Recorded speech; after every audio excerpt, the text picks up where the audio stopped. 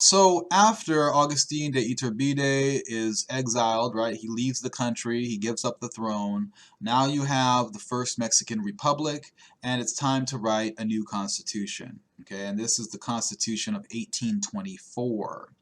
Ultimately, in the argument between the Federalists and the Centralists, the Federalists will win, and the Constitution of 1824 will create a Federalist style of government, right? So federalism is going to take control during the early Republic.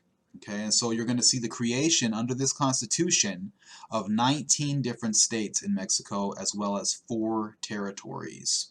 Government power will be broken up into 3 branches under the Federalist structure, and here you can see the influence of the Constitution of the United States, right? And so you'll have the creation of an executive branch, and the leader of the executive branch is going to be the President of Mexico, right? And you'll also see the creation of a vice president under this Constitution. Okay, and so that's where you have the head of executive power, right? Head of the military, in charge with enforcing the rules of the state. Then you have your legislative branch. This is Congress. And we'll just skip down here and talk a little bit about how Congress is made up. It's called a bicameral Congress, meaning that there's 2 houses. You have the Chamber of Senators, where each state would get 2 senators who would sit in the Senate, right? And you would also have a Chamber of Deputies, whereas in the United States we have the House of Representatives. In Mexico it's the Chamber of Deputies. Similar idea. How many deputies does each state get? Basically, you get 1 deputy for every 80,000 citizens. So basically your population will determine how many deputies each state will get. Okay? So you got 2 houses basically in the Congress. Chamber of Senators, Chamber of Deputies. And that makes up the legislative branch. And their job? To create law. Okay? Just like Congress does in the United States, right? They're passing laws. And then finally, you have your third branch of government, the judicial branch. This is the Supreme Court, right? Which is the highest court in the country. All right, and so this is the basic structure, the Federalist structure of the Mexican government during the early Republic, right? This structure was created in the Constitution of 1824, right? And so, yes, the Federalists won the debate as far as the debate between Federalists and Centralists when creating the Constitution of 1824. And so that's why you see this Federalist division of powers in the Constitution of 1824. Okay, later on, the Centralists would gain control of the country, and eventually they would create their own constitution, right? But the Centralists did have a couple of victories when creating the Constitution of 1824. For one, in the Constitution, the Catholic Church is recognized as the official church of Mexico. Now, in the United States, you have freedom of religion as part of the Constitution, where, citizens could practice any religion they want. In Mexico, though, the official religion was Catholicism. Okay, meaning that people weren't supposed to be practicing other religions, right? The Catholic Church is the official church of the country. This is what you would find in other countries around the world at this time, right? It's why one of the reasons why the United States stood out so much, because in other countries you would have official churches, right? Like in England, for example, the official church of the state was the Anglican Church, right? That was the church of that country. And so everyone was supposed to, follow that belief system. And so in Mexico, you see conservatives or centralists pushing for the Catholic Church being the official church of the state, and they got that. Okay, so that was a centralist victory when creating the Constitution of 1824.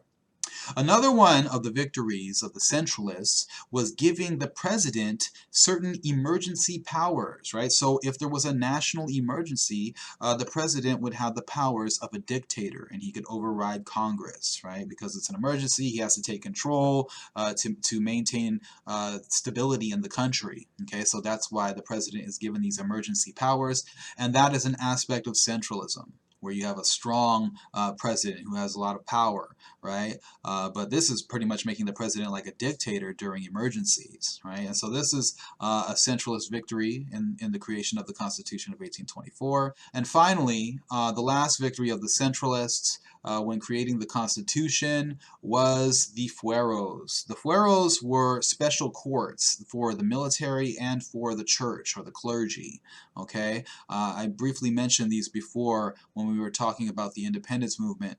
You remember where Hidalgo, when he was captured, right? He didn't just go to a regular court and get executed like the other leaders like Allende, right? Instead, Hidalgo, during the War for Independence, he was taken to an ecclesiastical court, right? This is a court for members of the clergy. And he was found guilty and eventually sent to a secular court, and he was executed, right? But first he had to go to this ecclesiastical court. All right, and so this is a special privilege for members of the church and for the military, because the military also had their own courts as well. So if you're a member of the military and you break the law, you wouldn't just go before a regular court, you would go to a military court, right? And maybe you wouldn't get as harsh a penalty in that court, right, than you would if you went to a regular court. And so that's a privilege for the military and for the church. Right? And so these are the fueros, right? These privileges for the military and the church, having these special court systems set up for them, separate from the regular citizenry. Right? And so why was this a centralist victory? Because, as I said, the centralists were conservatives, and the conservatives had close ties to the Catholic Church. That's why they wanted the Catholic Church to be the official church of the state, and that's why they wanted to protect these special rights, these fueros, for the church and for the military. Now, even though you have Federalists and Centralists during this time, these are not firmly established political parties. Okay, you don't have political parties at this point in the early Mexican Republic. Instead, Federalists and Centralists are actually aligned with different Masonic temples. I'm not sure if any of you have heard of Freemasonry before, but Freemasons are a secret society. Right? What they do behind closed doors is supposed to remain secret, but it's an organization. Usually elite members of society are members of this particular secret society. And you have different groups of Freemasons, okay? So in Mexico, Freemasonry arrived in the early 1800s. In other parts of the world, you also have Freemasons, right? Part of that secret society in the United States. Some of the early presidents, pretty much all the early presidents were a part of the Freemason organization, right? Part of that secret society. But in Mexico, in the early 1800s, you see Freemasonry arriving there. And so you're eventually going to see two different Freemason organizations being set up in Mexico. You have the York Rite Masons, or the Yorkinos, and this was the organization, the secret society that Federalists belonged to. Okay, these are the people who wanted to see the creation of a federalist-style government in Mexico. Okay, and so they were a part of this secret society. They're known as the Yorkinos, or the York Rite Masons. Now, the Centralists, they also associated themselves with another branch of Freemasonry known as the Scottish Rite Masons, right? The Escoceses. And so the Centralists have their branch of Freemasonry, the Federalists have their branch of Freemasonry, and so in this sense, these secret societies are sort of the forerunners of political parties in Mexico. Okay, which is pretty interesting. You don't have political parties during the early Mexican Republic, but you have instead people with these different political views joining different secret societies, right? Eventually, you would see the formation of political parties in Mexico, and they would be, broken up into liberals and conservatives. But at first, you have these secret societies, where you have a secret society where liberals are members, and you have a secret society where there are conservatives who are members, right? And so these two opposing sides have their different political views, and they're arguing about how government should be constructed there in Mexico during the early republic, right?